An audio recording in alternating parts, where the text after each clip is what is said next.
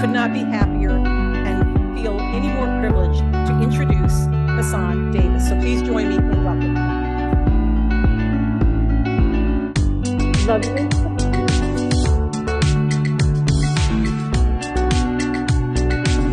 Thank you, Diana.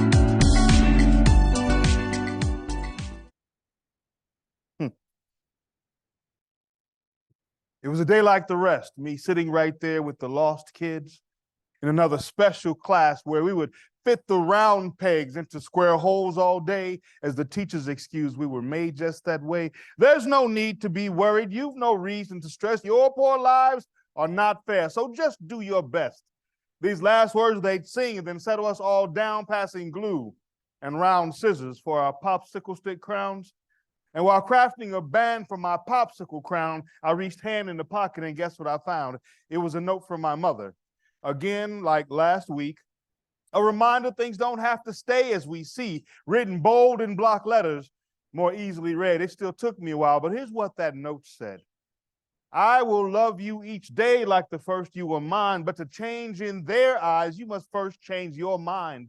If you want new results, you can't accept what they say about your needs that may think this box is okay. To put an eagle with chicks does not mean he's to blame, but he must one day fly, son, or fail just the same. To raise you up high, any risk I would take, but you, my dear boy, you must plan this escape.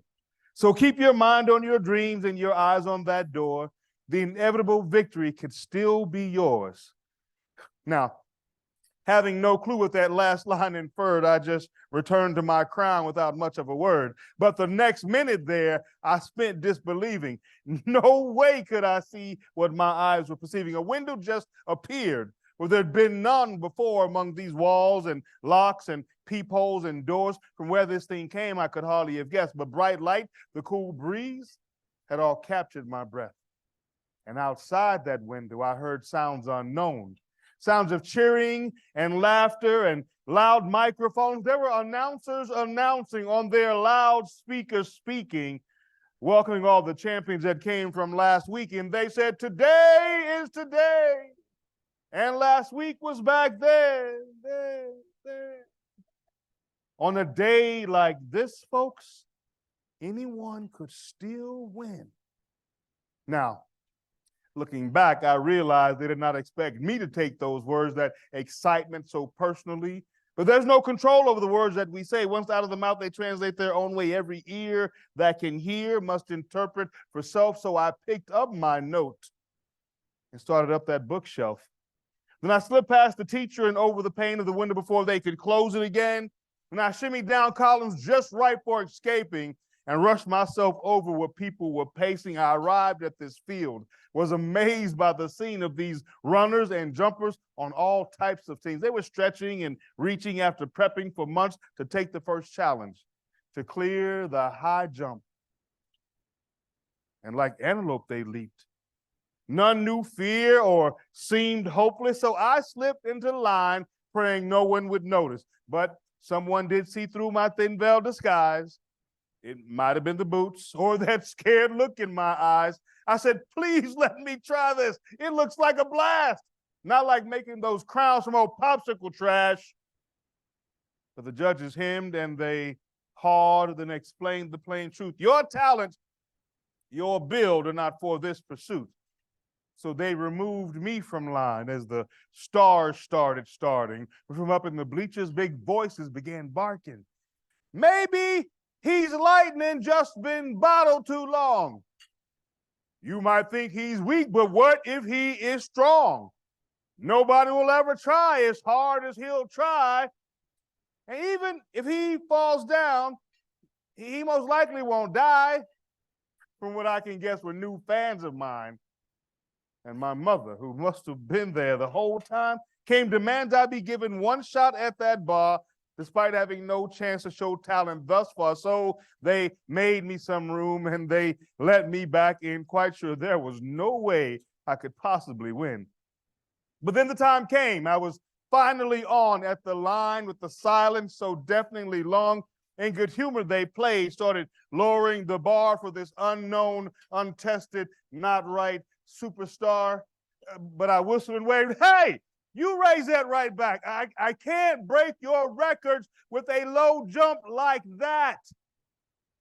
So rolling their eyes and that fiendish sly grin, they quick raised my bar all the way up to 10. As I watched them high five, I heard one of them say, do you think that boy's smart enough to just walk away?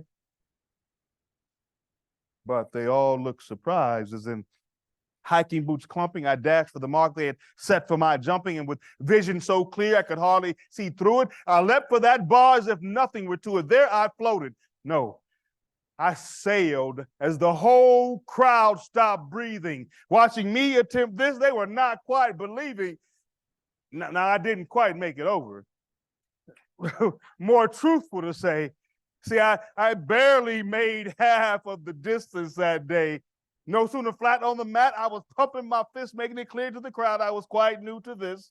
But they could not have known from the big smile on my face that 5 feet had just crushed my best jump to that day. It was 4 feet higher than the mark in 3rd grade when they started to track me and how I behaved. It was 2 feet higher than in middle school buzzing. They said, soon you'll be dead or in jail like your cousins. This mark was the highest that had ever been set. After trying, I knew I was not quite done yet, so I stopped my odd dancing in time to report there were kids lining up for some other great sport. But before I could make for the next crowd in line, I was boxed and closed in by some old friends of mine, sent to track down the fugitive boy from room 8 for a quiet return to his seat, to his place. And once back there, they tried to downplay the whole scene, claiming that life, for me, was just a pipe dream. There are round pegs in your future. These square holes must be filled. It's good work for the hands and your particular skills. So I sat there a while thinking, maybe it's best that they rescued and brought me safe back to this desk. Then I looked and took note of all the names I could see of the kids they had rescued and returned before me. There was Carla and Derek, John Chilson's name twice, Rashida, Raimundo, and my long-lost friend Mike. So many more names I could not recognize, including one signed A. Lincoln since 1825. And in the top right-hand corner, between all of those lines, there was just enough space left to finally make this seat mine. But before eyes could dim back to their early blank state, I remember the sound from those fans at the race where my mother stood shouting, waving banners sky high. So what if you fall down, boy? You most likely won't die. And a strange current swept and went right over me. I grabbed a handful of crayons and big butcher sheets. I began to draft up plans I had long feared to speak. I said marks for 1 hour, 1 day, then 1 week. And with those popsicle sticks, I began to draft up a small room. When complete was a full replica of this box, where some said I would live my life out, where none would see my sad face or would hear my mad shouts. And inside of that model, where a brave looker might see one red X on the wall where that window must be. Then looking around, like I'd not done before, I spied keys to the lock on a chain by the door. And since all the teachers were busy, passing more crayons and paste, I just left a note on their desk. I'm going to find my next race. The race, too. Thank you.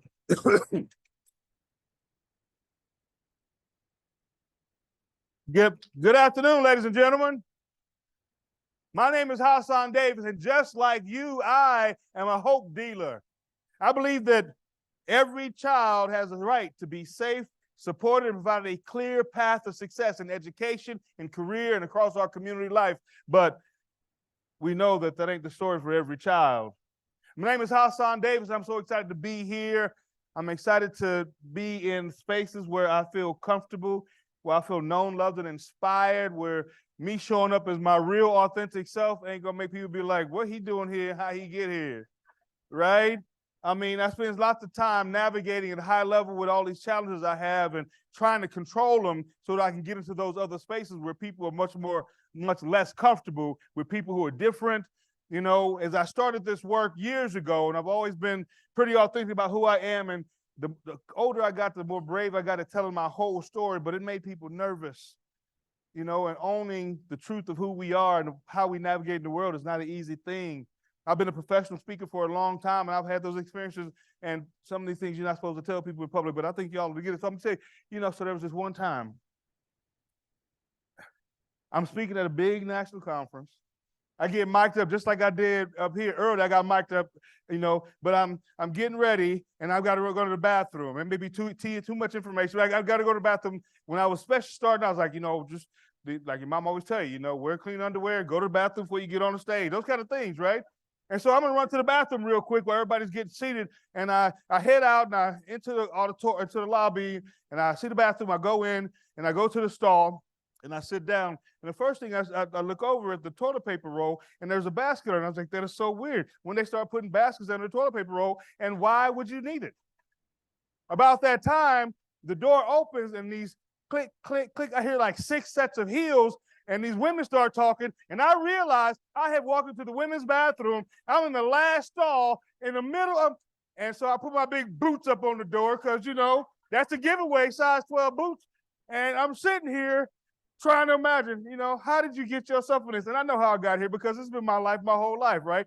And so I'm sitting here, boots against the door. Women are talking and doing whatever women do in bathrooms. And at some point, 10 minutes maybe, it seems clear.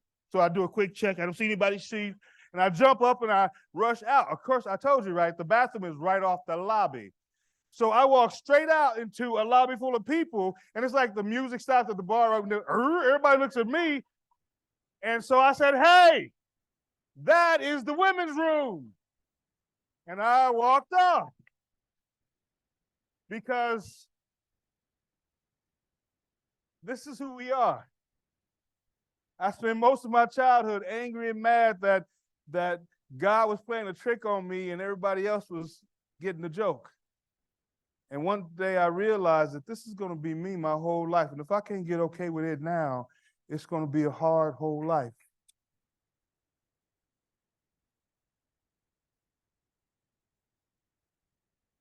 Every child has a story, and every story deserves a hero. And many of us lean into this work because we see these challenges and want to be a part of that hero story, but there's an evolution that has to happen when we divest ourselves of the cape and the high boots and invest in the people that we serve the power to become their own hero. So this is a hero origin story where we transform from being the one in the center of the picture to the one helping somebody else pick out the right tiara and high boots to go with that glitter cape, you know? That's the good work. Being a hope dealer is about investing in the possibility of others without any guarantees. It's just the possibility. It's about being present so that when that possibility does erupt from the surface, we can all witness it and we can create with it. So hope is the center of the conversation that I'd like to have. I got about 185 slides. I probably won't get through all of them. So I just want you all to know that I know that. And because sometimes people be like, you know, is he serious? I mean, I'm serious, but it's all relevant, right? I put a lot of slides in because as my mind processes in real time and start to figure out what I have to say, I have lots of material to pull through. So it may come a point where I just kind of start flashing through stuff like, wait, stop. You know, the slide deck is in Hoover somewhere. Y'all can find it if you need to go back and look at the pictures. But mostly the images are to draw me to certain conversation. Okay, so it's okay that there are 185 slides or whatever, and we'll get through them. Everyone deserves the right to become and hear their own story. That's the way that we ought to be living. The thing I want to start with is I want to share with you a diagram created by a woman named Dana Swayze. Dana Swayze worked at the Minnesota Department of Juvenile Justice, and she took all the major theories of development, Havinghurst, Kohlberg, Piaget, Erickson, all those folks that we study. Then she took the adolescent brain science of the last 25 years and created what I call the adolescent brain clock. She was able to navigate quadrant by quadrant and show the developmental milestones that a child has to successfully navigate in each quadrant to move toward adulthood with less drag, more possibility. Now imagine every time there's some trauma, some drama, or some pain, every time there's home insecurity, every time there's a break in supports and services, every time there's a new diagnosis, every time there's a emergency, every time there's abuse, every time the world steps in, imagine that clock might stop. Those developmental delays might over time leave our young people seconds, then minutes, eventually hours behind their peer cohort. So when they show up in that third quadrant looking like grown-ass people, they may still be navigating the world out of second, even first quadrant development.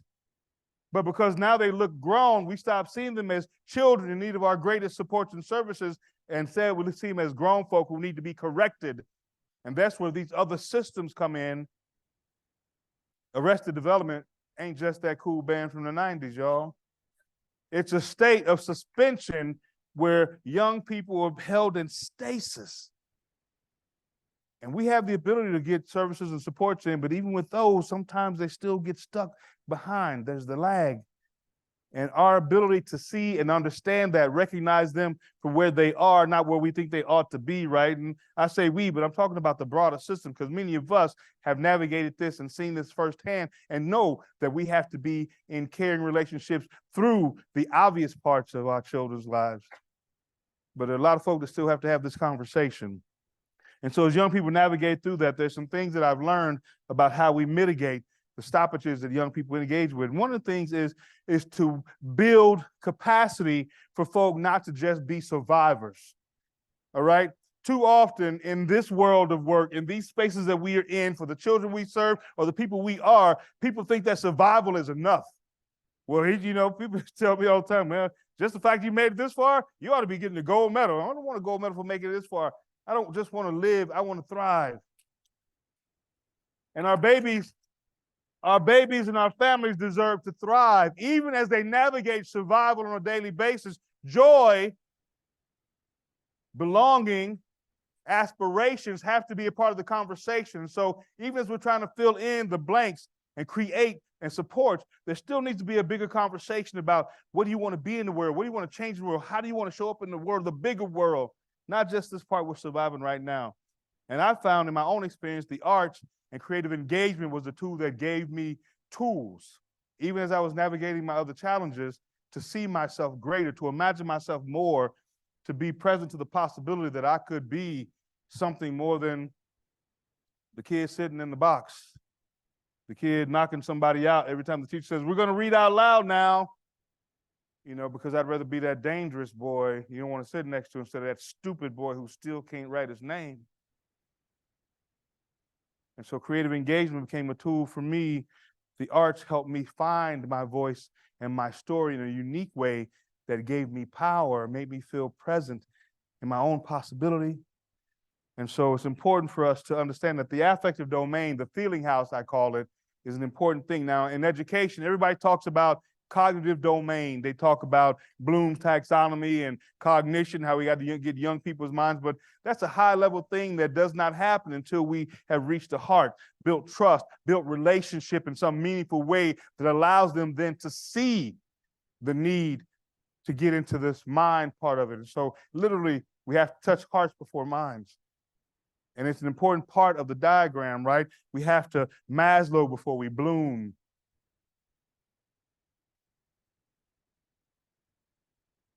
Social emotional learning is a big piece of that. They call these soft skills. Y'all have heard that. I call them essential skills, right? Because ain't nothing soft about these skills that every one of our young, and here's the thing, if our young folk can navigate and get these skills of self-management, the skills of relationship, build, the ability to see and value you because I see and value myself, then they can go out into the world. Even if they don't have cognition at some level, the ability to hold and maintain human connection gives us a place to live. In fact, when I was Commissioner of Juvenile Justice in Kentucky, I did this gathering of business leaders because I was trying to figure out how we prepare these young people who have fallen through the cracks to go out into the world. And so I wanted to know what the business leaders needed. We could start putting into these young folk. And one of the leaders said, well, Commissioner, here's the deal. I don't need you to teach any kid how to make the widget I make. I can teach somebody how to do all those things. What I need are young people who are reliable, young people who value themselves enough that they don't devalue other people, young people who know how to work in teams and manage themselves and their emotions in a way that helps us find success. Because if they come to us with those gifts, we can help them do all the things we know how to do. And so at the core of it, these essential skills are the same skills that we need, whether we're going into the workforce or going into college, whether we're going, into the military or we're going into nonprofit service. They're just good skills. And we have the ability to impart these, to gift these, and create spaces where young people can own and carry these, not just to get the job, but to be balanced in their own lives and a gift to the communities that they come from, they want to go back to, be a part of. It's important. And so hope is a seed planted in rocky soil with no knowledge of how deep its roots will sink or how many its fruit will feed. The idea is that we plant anyway. We prep the ground anyway, because if we're prepared, then when something amazing does happen, we can actually activate around it and not be surprised by it. Make sense? So my name is Hasan Davis, and before I was Commissioner of Juvenile Justice for the state of Kentucky, with an annual budget of $100 million, with 36 facilities and 1,300 employees reporting to me every day, operational, administrative, and fiscal responsibility for an agency that served several thousand children on any given day. Before I was vice chair of the Federal Advisory Committee on Juvenile Justice, before I testified before the United States Congress twice, before I was invited to come to a castle on top of a mountain in Switzerland overlooking a lake and lecture to world leaders about the importance of hope and relationship to dismantling extremist ideology across religion, across culture, across ethnic barriers. Before all of those amazing things, before I was an actor, touring these one-man shows like the story of York that Diana told you about. York was the only Black member of the Lewis and Clark expedition. Now, most folks still don't know that there was a Black member of the Lewis and Clark expedition, the most hallowed and storied expedition in American history. It changed our story as a nation, and York was there from day one to day done. But because he was just the slave of William Clark, they was like, well, he just showed up for the picture. During the bicentennial, I was invited to be York for the nation. The Department of Interior and the National Parks asked me to tell his story across this continent to make sure that in the 200 years since it happened, we know that he was present. We know that this expedition composed of not just a dozen or so white guys, but there were more than a dozen French and indigenous boatmen from indigenous nations all the way across up the rivers. That there was Sacagawea, an indigenous woman who not only showed up and showed them the way, but also had a colicky new baby on her back. You want to talk about a superhero, right? That this story, our origin story, is the story of us. And there are folk out there right now that want us to believe that it's the story of some other. And the reason it's important for all of us to know this story, to look around and recognize that all of us in these moments that we call pivotal have stories of stepping forward and standing tall for the ideal, not actually the outcome, but the ideal of what this nation imagined itself to be on its best days. But before all of those experiences, for me, my life was different. I mean, I was cute, right? Denying that, right? Not everybody can pull off like a butterfly collar polyester suit for picture day, right? And if you look at that big picture, Mama Vaseline me like 5 times that morning, so I was shining. I was ready for picture day. When I was a kid, life seemed amazing. I had a daddy who worked hard to provide for us. I had a mama that made us feel loved every day. And I grew up believing and thinking that life was just going to be amazing. When I was 6 years old, my sister and I woke in the middle of the night to these loud noises. Statistics say that would be the day that I entered formally the school to prison pipeline. when it became clear that life for me was going to be a evolving, growing, mounting series of difficult challenges to my very existence, or it was going to be nothing at all, and the only choice I had was which one I was going to accept. But we jumped out of our bunk beds, my sister and I, and ran to the living room to find my father attacking my mom. He was throwing her against the walls. Then he picked her up and tossed her to the couch, and he jumped on her chest and began to strangle her to death. Now, statistics say that a woman who has been physically strangled by a domestic partner is 750 times more likely to be murdered by them. My older sister, Teresa, ran for the kitchen. I followed behind. And when she got there, she drew the largest butcher knife out of the block she could hold in one hand.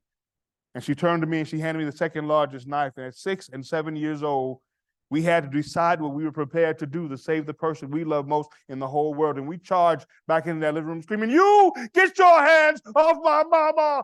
As fierce as a 6 and a 7-year-old can.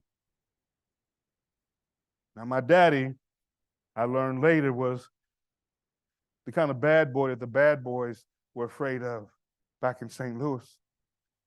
But maybe when he looked over and saw his 2 shaken babies in front of him, he saw the monster he had become. And maybe for a second, he regretted becoming that monster. For a second, he loosened that death grip on my mama's neck, and she took a deep breath and she dove for the phone. That night, I watched my daddy get escorted away in handcuffs. Shortly after that, they separated. Separation leads to divorce, and things fall apart. We started moving from aunt to cousin to friend, sleeping on pallets on the floor, 3 on the couch, 5 in the bed, wherever we could, as long as we could, till mama finally got settled. Sometimes working 2 or 3 jobs just to keep us in one place a little longer. Around that time, we started on off the food stamp rolls. Back in the day, we was on welfare. You didn't get that cool credit card. Go to Walmart looking like a baller. You got that envelope in the mail every month. Y'all remember the brown envelope with the food stamps in it, with the $1 bill food stamp that was brown, the green $5 bill food stamp, the purple $10 bill food stamp. So when you went to the store to buy your food, people knew you was a welfare kid because you bought your food with a coloring book. But we knew how to survive. Mama had what I call survival economics, and mamas do this. Beginning of the month, every morning before school, mama tear a $1 bill food stamp out of the book for each one of the kids. So give each of us a $1 bill food stamp. We go down to the corner store, we buy 5 cents worth of candy, because back in the day, penny candy cost a penny. I don't know if y'all remember that. So you buy 5 pieces of penny candy. And here's the trick to survival economics. Because if you took a $1 bill food stamp to the national food chain and you bought penny candy, they would give you plastic food stamp coins. Some of y'all don't even know about that. But if you go to the corner store, Miss Jones, that sells the cookies and the candy bars before school, you gave her a $1 bill food stamp, she had to give you 95-cent hard, cold cash. We go to school jingling. That's what we called it. Letting everybody know I'm buying my own milk and milk break today, 5 cents. I'm buying lunch too, 25 cents out of my pocket for a few days a month. Mama helped us feel normal. By the end of the month, she had to make magic to make it work, but she did. In first grade, it became really clear to everybody watching that something wasn't right. That first grade teacher of mine, just a few months into the semester, finally got frustrated at that little boy who wouldn't stop standing on things and touching and reaching for things that wasn't his, one who wouldn't stop asking questions that didn't matter to what was going on right now, that boy who couldn't take lines and make letters, that boy who couldn't take letters and make words, that boy who could not take words and make sense. One day she decided she had enough. So she grabbed him up and she dragged him across the room in front of his classmates. When they got to the back of the room, to that coat room, the closet that keeps the stuff that nobody needs, she said, "This is your new classroom now." And on the way out, she locked the door behind her. And that became our ritual. Every morning, she would grab me up and drag me across the room into the box, explaining, "This is the place you belong. I'm going to serve the kids that are going to be something one day." And I would punch the walls and scream at the coats, and I would go home and tell my mom I had a good day. Because my mama just trying to make sure we're in the same house for another month. She want to make sure we got food on the table. And why wouldn't this be the place for a boy whose parents don't even love each other? For a boy who can't sit still, can't act right, can't stop touching, can't stop asking, that boy who can't even write his own name, and he almost 7 years old. So every day I get locked in the box. And what we didn't know way back then at the start of all this disability support is that I'm what they call now an engaged learner. That if you put me in a space with high-functioning people, I'm on my toes reaching all day because I'm rolling with them in sync. But without that interaction, if I'm all alone with nothing to feed from, I just start to die. And every day I'm just dying in this box. One day, I'm in this box. Now, my mom always told me, she said, baby, there's two things you can do in any difficult situation. You can always figure out how you got in that situation, then you figure out how you use it, because everything's got a lesson. You just got to figure out what the lesson is. Now, I knew how I got in this box because I was that boy, but I know how to use this. So every day I'm getting locked in here. And one day after screaming at the walls and punching the coach, I dry my eyes and I look up. And I don't know why it took me so long, but I realized that that code room is where everybody else keep their lunch boxes. And all of a sudden, God's plan was revealed. Like the heavens opened up, y'all, because Susie had the peanut butter jelly sandwiches without the crust. Bobby always had fruit cups, and Jimmy always had Tang instant breakfast drink. Now, people are like, why is he doing that? Because back in the day, Tang was the breakfast of astronauts, and astronauts have to do the moonwalk. And so whenever you said Tang instant breakfast drink, so I was doing good. For a few days, I was eating real good. I was like, is it time to go to the coat room yet, lady? We got stuff to get done today. And then one day, mama started showing up at school complaining about their babies coming home hungry. They came to investigate the mystery of the coat room like a Scooby-Doo episode. And there I was with 8 lunchboxes spread around me like a buffet. And that teacher got so angry, she grabbed that little boy up and drug him out of that box all the way across the room in front of his classmates to that one seat right next to the other seat, right next to the teacher. That was my seat. So she can keep an eye on that bad boy who eats other children's food. What she did out of frustration, out of anger, out of embarrassment, not out of compassion, not out of a belief that every child had some gift to give the world. But even with all that frustration, what she accidentally did was restart my clock. She created a way where there was no way. And sometimes all we need is a little bit of light and a little room to run, and we off. And I started running from school to school, 5 different elementary schools. I started running from home to home. We had 13 different home placements. Some of those were 1-month rentals where mama wake you up in the middle of the night, say, get up, get your stuff, don't turn on the lights. We got to go now.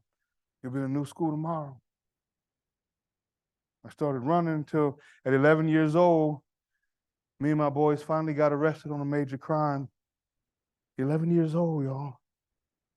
See, the thing is, when the whole world is trying to validate or invalidate who you could be in the world, it's easy to take shortcuts and try and figure out how you get just a little bit of what you think everybody else might have. And 11 years old, I was already there. That long day in the police station being booked in and locked up, we had an altercation with the cops. By the time mama started showing up 5 or 6 hours later, they all came in sideways like mamas do. I had to take 3 buses to get up and lose my job because you got 2 more caseries. I'm just going to let them lock you up. All that stuff that comes out now. What I know now is that families in crisis usually only have a couple ways to engage with systems. And it's usually anger and fear and vitriol. It all just kind of comes out as this pain that gives lots of us professionals the ability to say things like, well, ma'am, if you're going to talk to me with that kind of tone, I work too hard for all the letters behind my name, so I'm just going to do what I need to do, and I'm going to ask you to leave. Now, it's a natural human response to being heaped on with other people's pain. But what I've learned as a professional all these years later is that usually it is the pain and the fear and the embarrassment that these families are navigating, but the only way they get to let it out is this rage. But so many of us who have been trained in this work, what I realize now is we all have actually been trained in de-escalation, in negotiation, in skills that are supposed to be there to support people who are navigating crisis.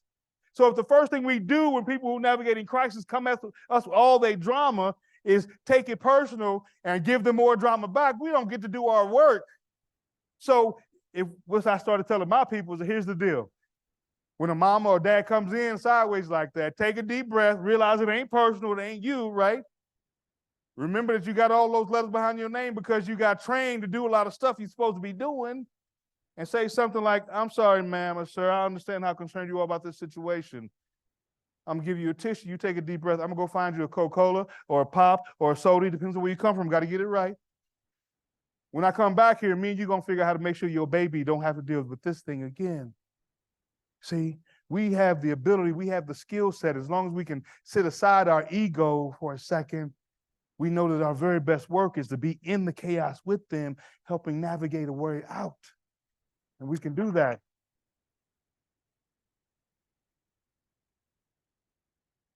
But before I had all that realization, all these mamas came in crazy. So I was like, my mama gonna probably kill me tonight. I'm gonna ask the police to keep me. And she was the last one to show up, and she came in. She was like calm. I mean, so calm, she was like floating instead of walking. I was like, that is not good, right? Because when they come in sideways, they still trying to get their head around the fact there's a problem. When they come in calm, they already have an answer. And my mama had answers, y'all. And so she did the paperwork. She looked the policeman right, I was right next to her. She looked the man in the face and said, thank you very much. I was like, I'm gonna die tonight. I'm gonna die, you know? Then I was like, okay, well, you don't go off in a police station because they might arrest you. You get too crazy. When I get outside, I don't know what I'm gonna do. We got outside, I did what I call near, far, near walking. Y'all know what near, far, near walking is? So near, far, near walking is when you walk close enough to somebody, everybody knows you are with them. But you're not actually close enough to them, they can reach you if they start to swing all of a sudden. Near, far, near walking, you got to gauge distance. There's a lot of science, right? And so I'm watching out the corner of my eye in case she jump, and she's still cool. And I'm like, okay. Well, you don't go off in the police station parking lot. They call social services, come to the house, open up the case. When we get in the car, I don't know what I'm gonna do. My mama had to borrow a neighbor's car to come get me. Yeah, right. So I got in, no seatbelt on, hand on the doorknob. I was thinking I might have to leave early. I was just getting ready for it. And I'm literally riding like this. And we riding, it seems like an hour, and I'm waiting for her to go off of me so I can justify my bad choices. And I can say, you don't understand, I gotta survive a black man. You know, I had all speech in my head I was working on. And I finally found the courage to look up at her. And she's just bawling these huge silent tears.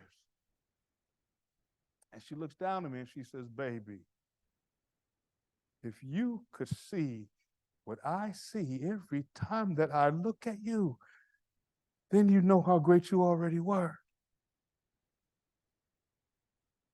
And I was like, what?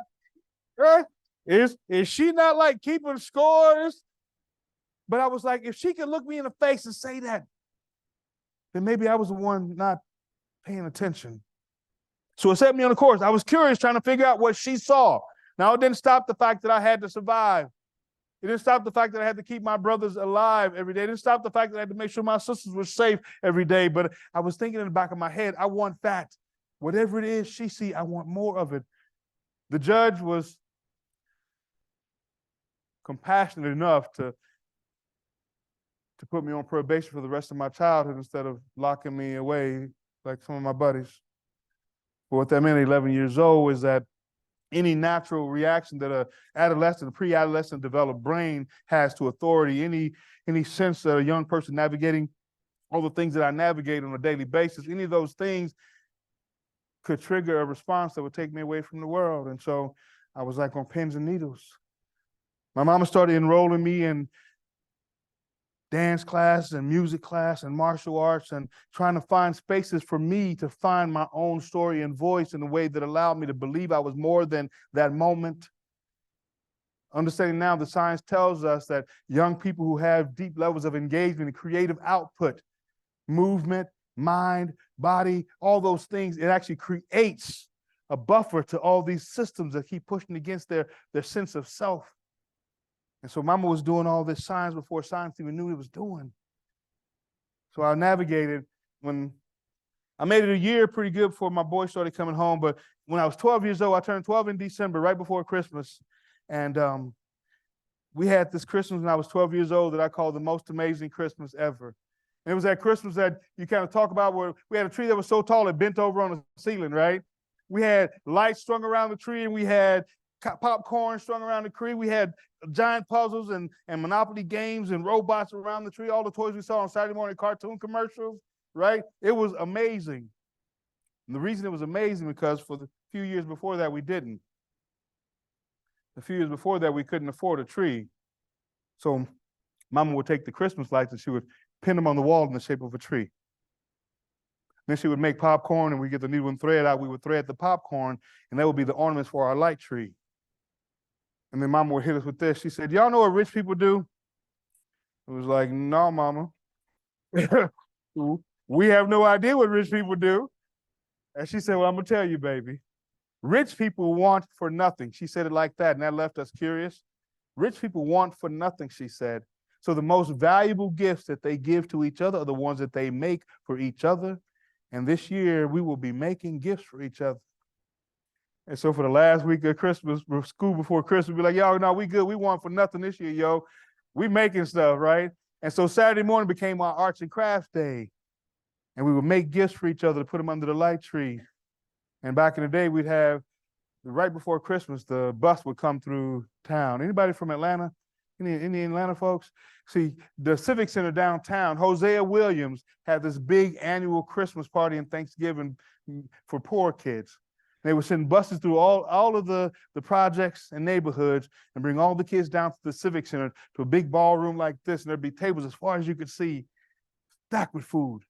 They give you one of those compartmentalized styrofoam trays and say, you can go up and down as many rows you want, as much as you can, as long as you like it. And we would tear through it. When you're so full you could hardly move, they bring you up on stage and sit you in Santa's lap and take a picture. That's a Polaroid for y'all who like, what he doing?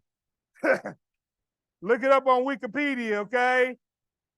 They hand you that picture, and you got to keep it moving at a steady pace to make sure it develops. And as you leave the stage, a volunteer would give you a gift wrapped box that said, boy, 6 to 9, or girl, 9 to 12, right? We would take that gift home and put it under the light tree with the ones we made for each other. And that was usually a good Christmas. So this Christmas, with my mother and stepfather both working, super tree, toys everywhere, it was amazing. A few days after Christmas, we started back school. A couple days of school, after school one day, there's a knock on my door.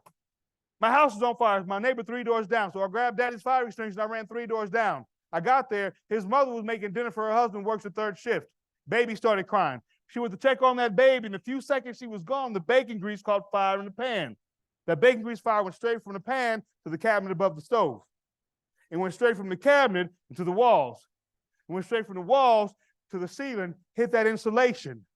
Because someone in their infinite wisdom had decided that the housing you put poor people in didn't need firewalls between each unit because that's a waste of other people's money.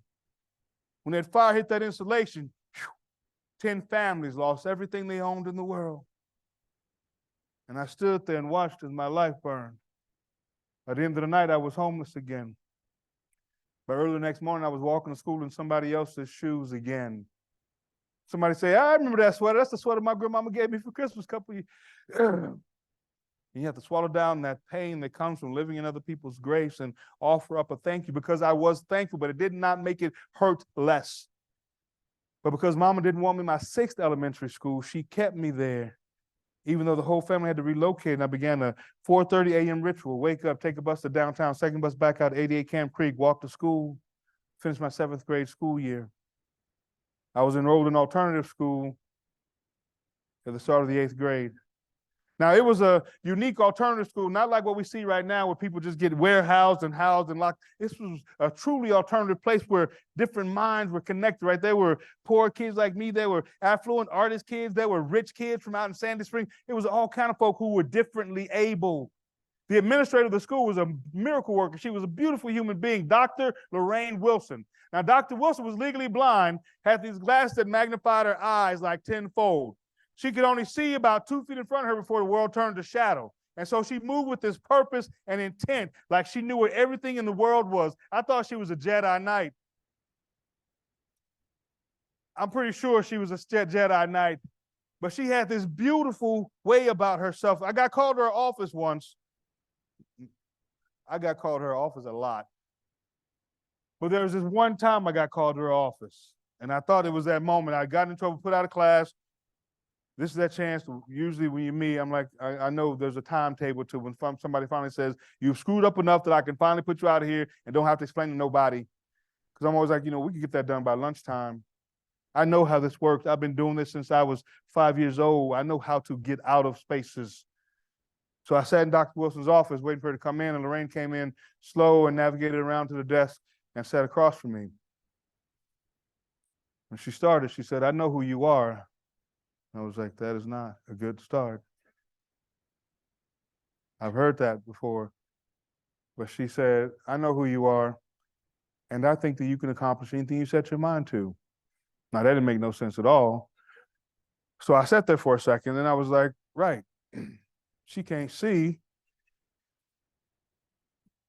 Right? She just looking straight ahead. I'm doing the bob, and I'm like, she can't see more than 2 feet. And so finally, I took a deep breath. And I said, Lorraine, you know it's Hasan, right? And she sat there for a few seconds. And then she said, I know who you are. And I think that you can accomplish anything you set your mind to.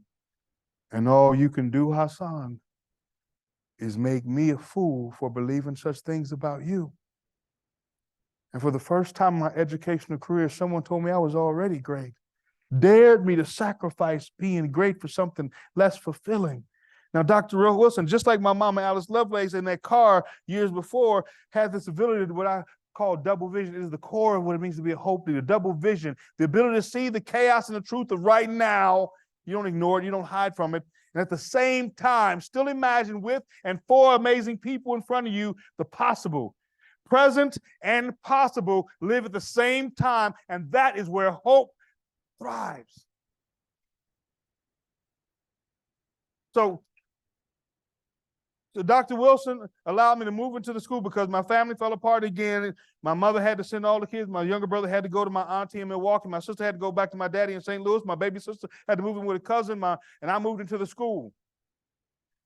And I lived in the school for the next 3 years. And Dr. Wilson would do these amazing things, like in math class, she called me an intuitive mathematician. That was my official title. And I was like, yeah. Because I could look at a math problem and I could tell you the math answer, all the way up to pre-calculus. But I could not do anything in between. And I kept getting these papers back that were wrong. And one day I got frustrated. I said, Lorraine, you keep telling me I got the right answer, but you keep telling me I got this wrong. She said, Hasan, unfortunately, math is not about the answer. It's about the, oh, y'all heard that too, huh? Okay, all right, because she said it's about the process, like it meant something. I said, well, Lorraine, I don't see on any of these tests where it says process. It says answer. Now, technically I was right, but I was still failing all of my papers and I was getting frustrated. And when I get frustrated, I do that same thing I do when people make me feel stupid. I start to swing. And one day she did this thing. She said, everybody clear your desk. I'm like, okay, and she just started. 13 times 3 plus 1 divided by 5. She just started. And whenever she stopped, hey, I had an answer. Every time she stopped, I had an answer. Dr. Wilson made me math god of the universe. And that became something we did. One day a week, we just did mental math. So one day a week, I was all in. And the other 4 days, instead of being so angry at everybody else, I just take a deep breath and say, y'all wait till Wednesday. Wednesday, I got everybody. She was teaching me to find my successes, not worry about my failures. One day, Dr. Wilson said, Hasan, do you want to go outside and run around the school as hard as you can, as long as you can? I was like, what? Yes. I mean, I never thought about it until you said it, but now I can't stop thinking about it. Since you said it, I got to do that right now. She was like, okay, go ahead. And I ran around the entire school 5 times. I was about to pass out. I came back in, kind of, oxygen heavy, but this thing happened. You ever see those allergy commercials where like it's all blurry and they're like, oh, life is so miserable. right? And then they take like the Claritin or whatever, and then they pull the edge back, and there's this crisp spring scene. The first time I saw that commercial, I was with my wife, and I was like, that's it. She was like, what are you talking about? I was like, that's it. That's what happens when I can burn enough energy off to slow my brain down to the speed all the rest of y'all at. The whole world gets sharp edges for me. Things connect. Things make sense. Dr. Wilson was teaching me self-management tools, understanding that I didn't have to wait and to rely on somebody else in order to find a way to stay in conversations people were constantly trying to put me out of. So she helped me figure and navigate myself and retool my own thinking about who I was in the world. I was at Horizons for 5 years. My senior year, December, I turned 18. And Dr. Wilson called me back to her office. And when she came in, she sat down, she explained that I just failed the class that I needed to graduate, a class that wouldn't be offered again before the end of the year. And regrettably, she was going to ask me to leave my home, the place that had become my refuge for the last 5 years, that made me feel known, loved, and inspired. And so I left. I headed back to the world that I came to Horizons from, my home world. And my brothers, Derek and Sean, my best friends in the world. My brother Derek is my foster brother.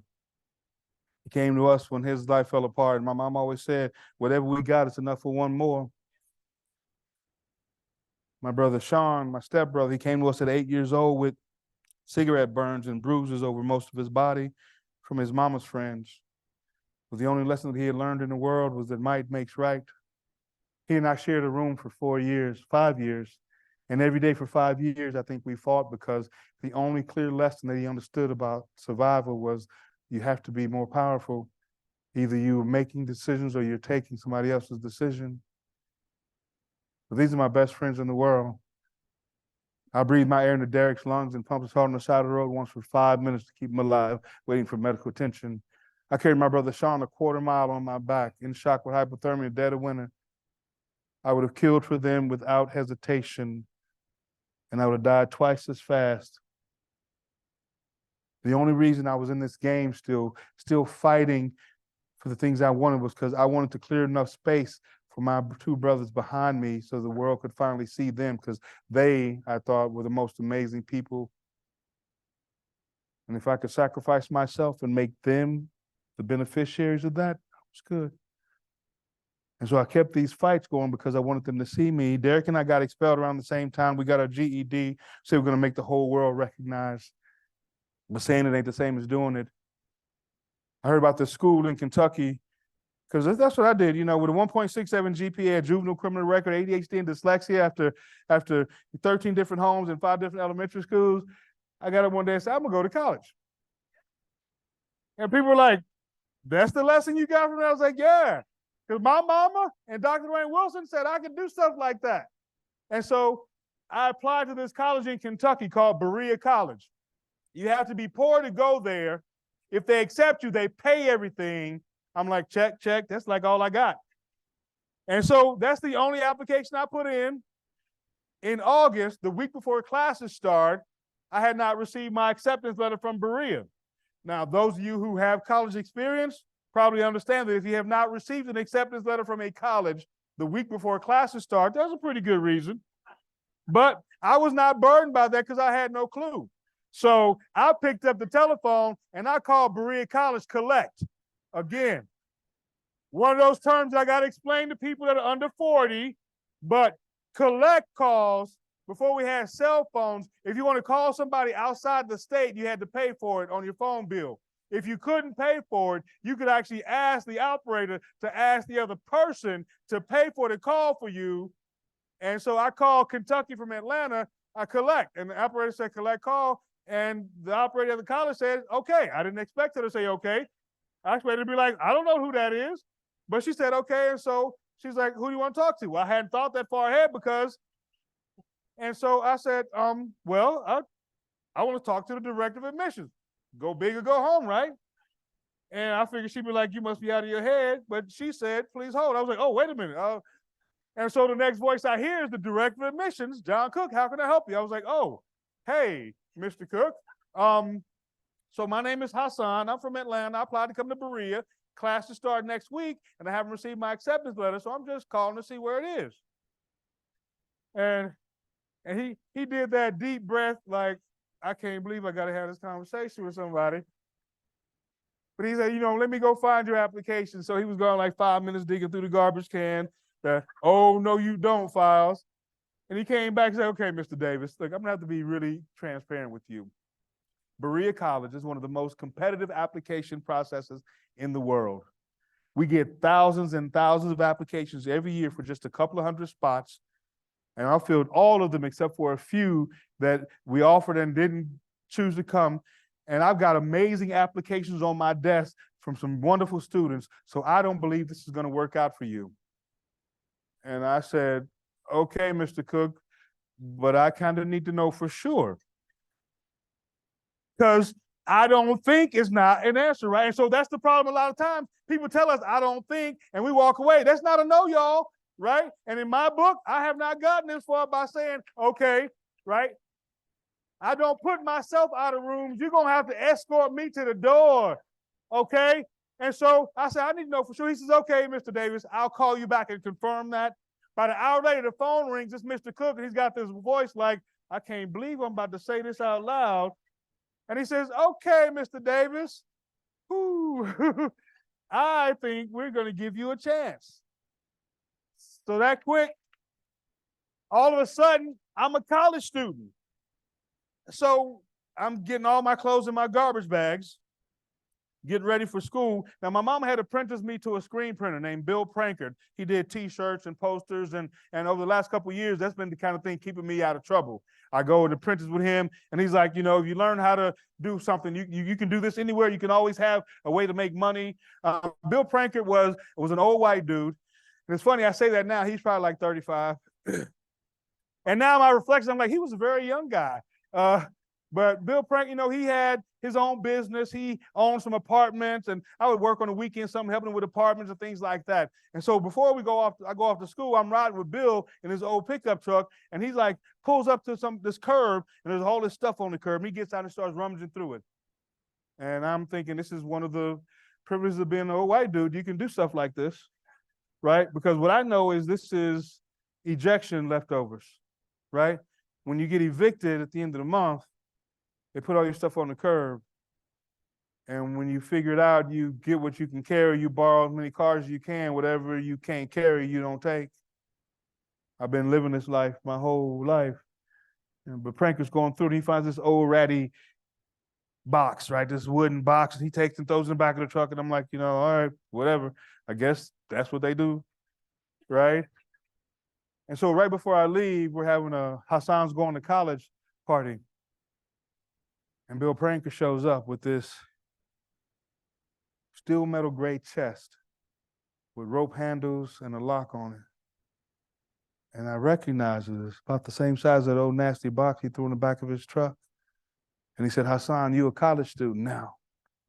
And every college student deserves to have something to put their stuff in, so I made this for you. So I dumped all my clothes out of my garbage bags into my chest. And we loaded into the Gremlin to start our trek. I got to explain Gremlins too? No, I can't explain. You're going to have to Google Gremlins, but the Gremlin broke down in Tennessee about halfway there. I'm like, that's okay. We tried. Let's go home. But my dad got it back together with duct tape and chewing gum. And we got to Berea late, like midnight. It's a small southern town, so everything closed on a Sunday by midnight. We walk into, there's only one flashing light in town. I'm like, that's a caution light.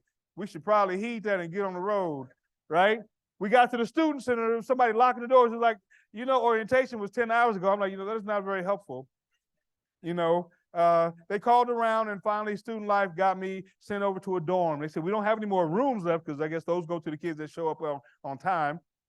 But we've got some beds laid out in one of the lounges, and that's where we put in kids who don't have space. And so I got my bed and moved my trunk in, and my mama turned to me and gave me the last $20 in her purse. And she said, okay, baby, it's time for you to decide who's right about you and who's wrong, but you have to make a choice now. She left me to this new place, this new world. Next week, I got into a room and got a roommate. I tested into 0 level English and 0 level math. But that means that I was not even prepared for remedial English and remedial math. And so my whole first year was just getting up to remedial. And every night I would wait for my roommate to fall asleep. When I was sure he was asleep, I would reach into the bottom of my drawer and I pull out my penmanship pad. Remember that? Red line, blue line, red line. And I practiced my handwriting like I've been doing my whole life, 4 or 5 pages. And when I was sure he was asleep, I'd figure out which class I had tomorrow in the book I could read 4 or 5 pages over and over again, 4 or 5 pages over and over again, 4 or 5 pages over and over and over again for a few hours that I could absorb enough that I could jump into class, jump up as soon as they start and say something really smart so people think I deserve to be there. The imposter syndrome is real. But I wanted to prove my mom and Dr. Lorraine Wilson right. And so I was doing everything I could to hedge my bet. I engage with people. This is what I do. This is how I survived my whole life right here. I know that if I can get in a conversation with you, you can see I deserve to be in this space. Even in Horizons, when they would do book reports, I'd be like, I can't read the book. But the first thing I do Monday when all the reports would do is I go, hey, Susie, what'd you think about that book? Susie would be like, well, I thought the author was trying to make commentary. I was like, really? That's not what I got, but that's interesting. Bobby, did you really think the author was trying to make some commentary? He said, well, I think that they were speaking about the human. I was like, duh, I missed that whole part. Bing, hey, I want to do my oral report. And I'd get up after interviewing 3 or 4 people, and I would do a 5-minute extemporaneous, showing that I know all the things I need to know, but that's how I survived. And so in college, I was doing the same thing. I was surviving. I made it 3 semesters, and I finally got expelled because you can't fake that level. I got expelled, and I wound up back home with my brothers. The place that I didn't want to be because I was trying to show them a way out. And so I wrote a letter to my mother from Fort Knox, Kentucky one day. Dear Mama, I'm joining the Army today. I'll see you when these people let me out, but I had to choose today, so I did. When I finished my basic training and my advanced training, I came back into the reserves instead of going full active duty because I was like, no, I got to go back to school. They were like, really?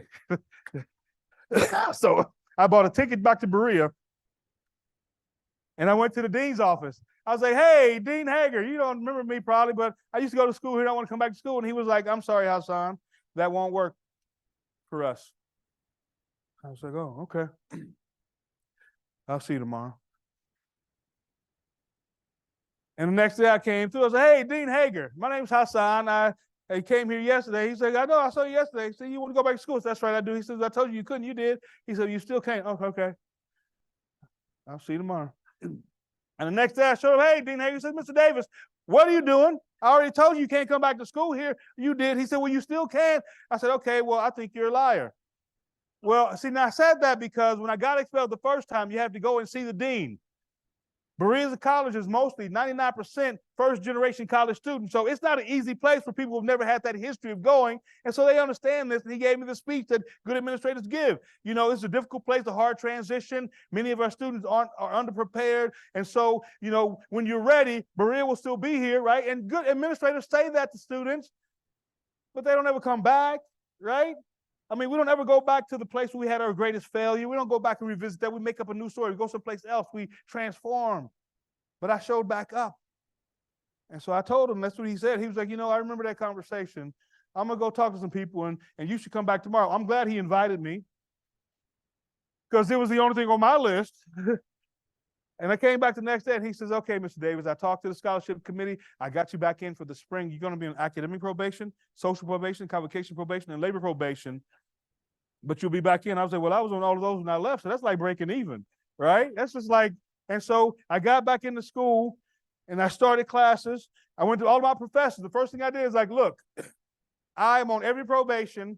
I need you to let me know if I'm not doing D+ work. I was not reaching, y'all. I'm a realist on every day. I just need to know I'm doing D+ work. I got to stick in this game. And all the professors, they agree with that, but one professor in particular, he and I had contention. We had arguments in class. I thought they were debates. Apparently they were arguments, right? I thought, I remember the paper chase. I watched the paper chase with these great, and so I was like, that's what I'm doing. We're having these great conversations, and he was like, why is this dude, right? Because everybody else in the class is a true freshman. I had now all his experiences, and so I'm like, not taking notes, but I'm like, no, I don't think that's right.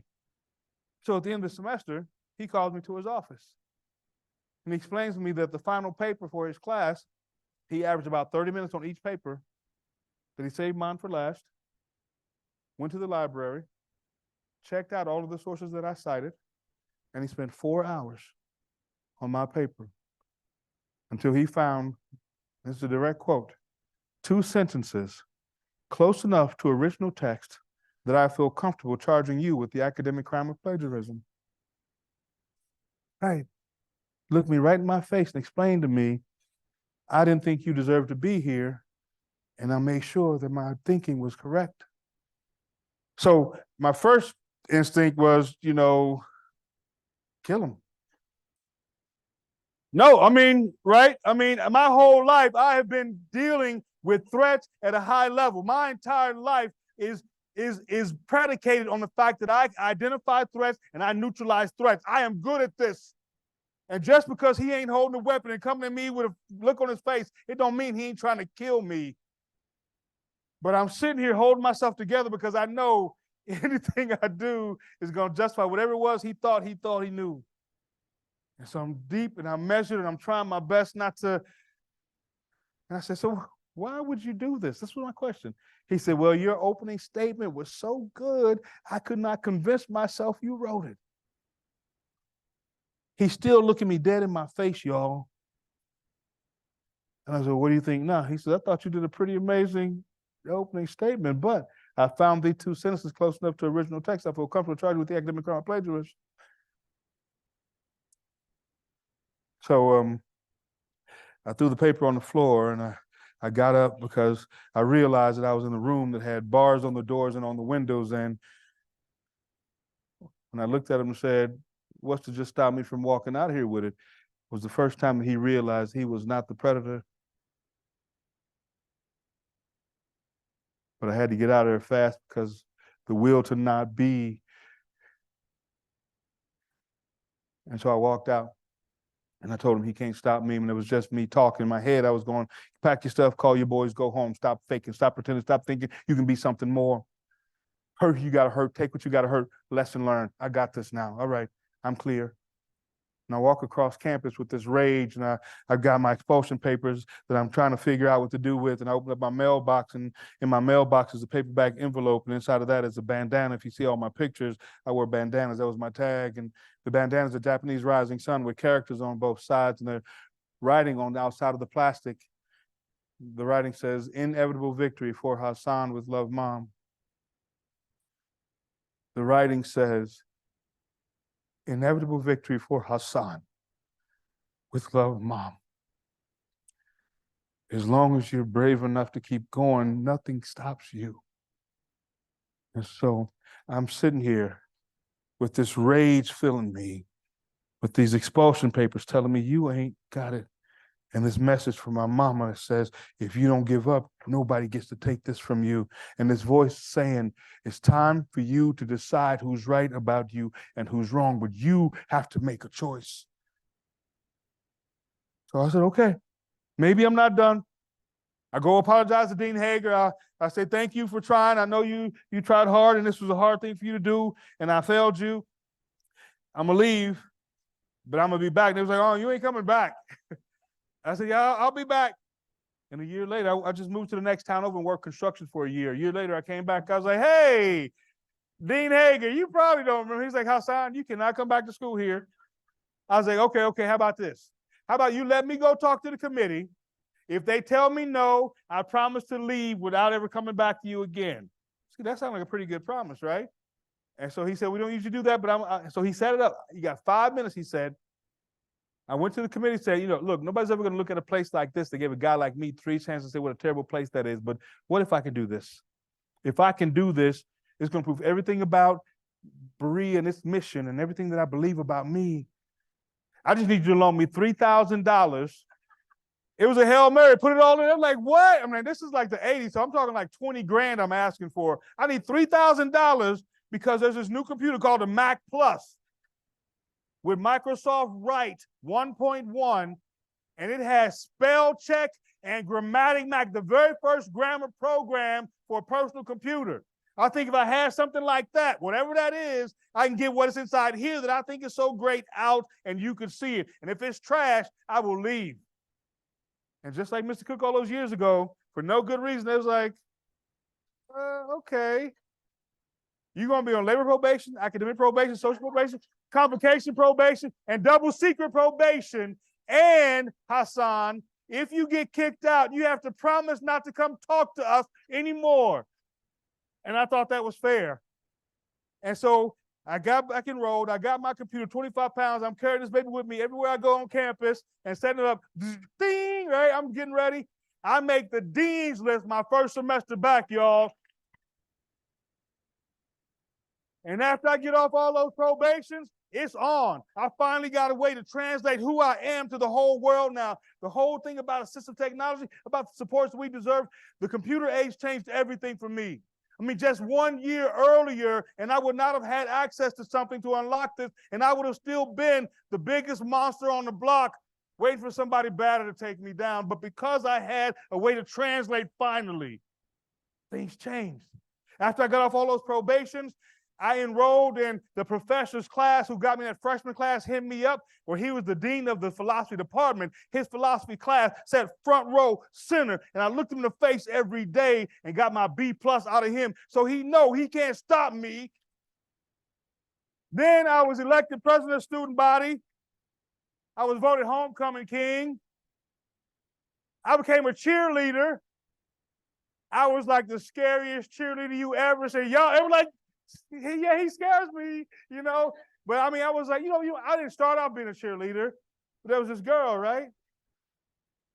Y'all know that's always a bad way to start. I was like, hey, where you going? She's like, I'm going to cheerleading tryouts. And I was like, me too. I did not realize there was such a thing, but now that I know, that is exactly where I was headed.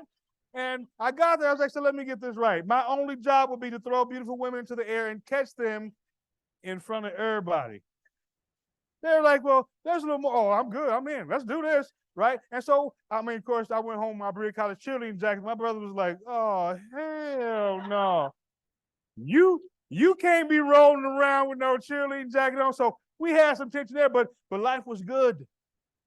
Life was so good that as president of student body, and I finally got to graduation, I stood on the stage with the dignitaries, and it was my role to welcome and give the opening prayer. And just as I took the podium, I looked up and I saw the usher escort my mama down the aisle. And I hear this voice that I haven't heard in a long time. If you could see what I see every time that I look at you, baby, then you would know how great you already were. See, sometimes we have to speak light into the dark places.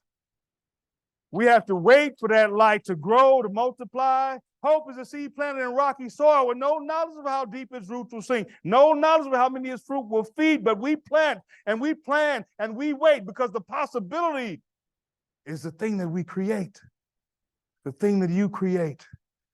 And so after all that, I was like, you know what? I should go to law school.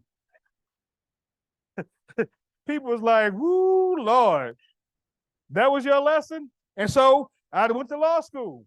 I was going to do theater. I've been in the theater. I was getting some great accolades. I had a professional couple from a theater company offer to write my ticket to California or New York, give me my first introduction, my first audition, wherever I wanted to go. They thought I was that good.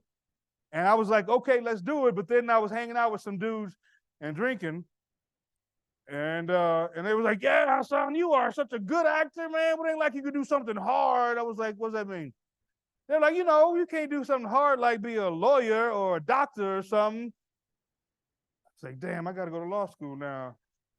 And they was like, what? I was like, yeah, people don't get to tell me what I can't do because I work with these kids. See, I've been working with this program called Upward Bound and all these programs with young people that have been discarded and thrown away. And I've been telling these young people for years, you don't give up till you decide to give up, and nobody gets to decide what you got in the world. And I can't keep telling them that if people tell me what I can't do in the world. And so I took the LSAT and I got accepted in law school. So I went to law school, and I don't even like lawyers, but I went to law school. They had all these books. I was like, I can't read all them books. That's crazy. So I got expelled from law school. I got expelled from law school 3 times, y'all. 3. I missed no days of class. Because I told them I wasn't leaving. It was like, maybe you don't understand what the word expel means. I'm like, maybe you didn't read my application very closely, or you know that I wasn't the guy that just goes, oh yeah, I must not belong here because you said it. And so I fought with him every year to get my accommodation, so much so I finally got to connect with vocational rehab. First time in my life I was going to support and trust that process instead of thinking I had to do it myself. And I went to my voc rehab assigned counselor, and I went to her office and I looked around. I thought I hit the jackpot because there was one whole wall, nothing but plaques, certificates, and awards. I was like, yes, this is my house. And I sat down with her and I explained my things, and she had my big file. And after I explained to her the support I needed, she looked at me with this deep level of empathy. She said, Hasan, do you realize that you have failed your whole life? And I'm just afraid that me supporting you going to law school is going to be another failure. And I can't have that on my conscience, she said. Now you realize how she went from me to she, right? I can't have that on my conscience, she said. So I got these programs that I want to introduce you to, things that you can learn to build something with your hands, something you can be proud of. And I think this is a much better course for us. And I sat there looking at those plaques and realizing that they marked about 40 years of service, and imagining for 40 years all the young people who were walking the world different that came into her office with dreams so big they could hardly put them in the same room with them, and she convinced them to walk out with something they could hold in their pocket. And I was so angry and frustrated at that I got up and I walked out, and I did not come back, which meant I had to do like I've been doing my whole life by myself. And every time I get expelled, I would fight them and get back in and refuse to leave. And I would demand things, and they would say, well, no, we don't do that. And it was really difficult, but I knew that I had to hold this line, because if people kept walking away, then nobody would change the system. And so I kept pushing them. It even got so bad, at one point, I received the Most Improved Scholar Award for the whole law school. But I didn't know it. My buddy came in beginning of the school year. He was like, congratulations, Hasan. I thought he was just congratulating me on being in school again, because that was always a joke. I was like, yeah, I made it. He was like, no, the award. I was like, I don't know what you're talking about. He said, well, your name is on the plaque in the hallway. So I went out there, and sure enough, Hasan Davis, Most Improved Scholar. I was like, huh, that's interesting. And so he was like, his name was right above mine. What'd you think about that banquet? I was like, what banquet? He said, you know, where the Chief Justice and all the Supreme Court's there, and they have all the lawyers. And he said, oh, maybe they didn't have it this year. I was like, oh, maybe they just didn't invite me because, I was an anomaly. They didn't want to keep celebrating this guy who wasn't supposed to be that kind of material. It turns out they had an award that went with it. So I was like, can I get my money? I'll take that. I don't need the rest of it. But when I did finally graduate, you never seen so many excited professors. I got a standing ovation from people going, thank God he's gone. But the law school dramatically changed their conversation with first-year students about needs and access and supports, and that made it worth it. I know I'm out of time, and I've only got about 100 slides left. But as we finish up, I want to share this with you. You might know what that is. They're like, uh-oh. Didn't know it was going to be a test at the end, did you? It's okay. It's cloth, fabric, any of those will work. I told you that when I was touring my one-man shows, I have 3. I have Joe Louis, the boxer, I have York, and I have a Civil War soldier named Angus Burley. But one of the things I do when I'm on tour, the first thing I do when I get to a new community is I figure out where Walmart is, because Walmart's open 24 hours a day. And that's my safe space, because my brain only shuts down a few hours a day, and I need some place to go where the whole world is sleeping.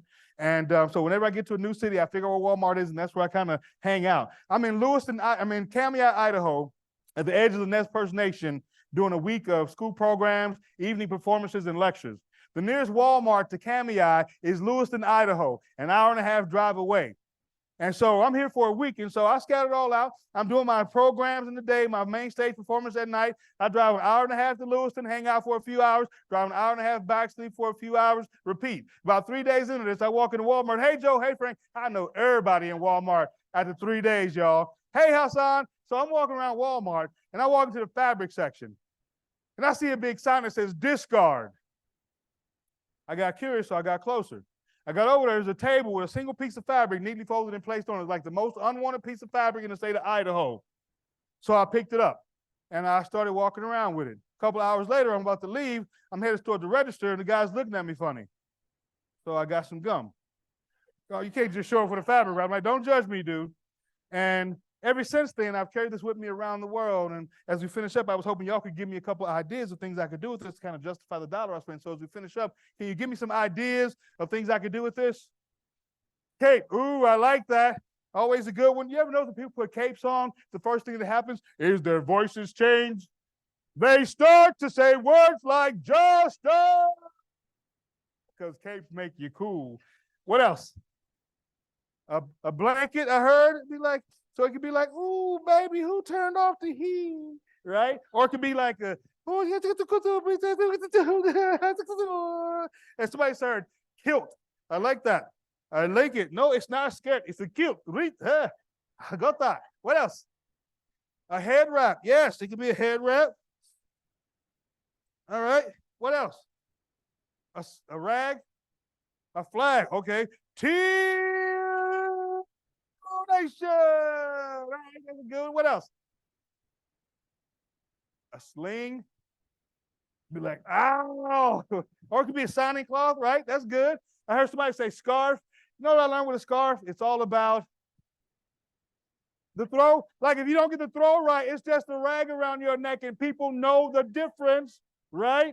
You know, y'all are real nice. Whenever I do this with like elementary and middle school kids, there's always that one kid at the back of the auditorium who got like 5 supervisors. Usually it was me, right? He finally breaks away and he's like, diaper!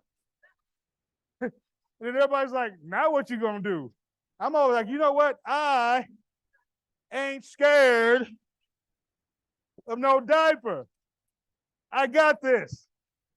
See, the truth is, this is a plain old piece of cloth about the Walmart, so it cost me $1.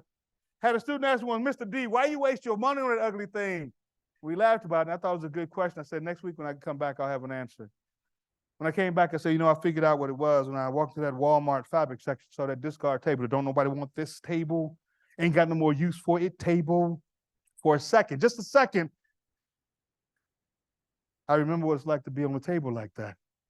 For somebody to randomly decide that there ain't no more use, so just go in and get rid of it at the cheapest price possible. And I was determined when I pulled it up to make sure that whoever short-sighted put it there understood. Did you see what happened when you applied your imagination, your creativity to it?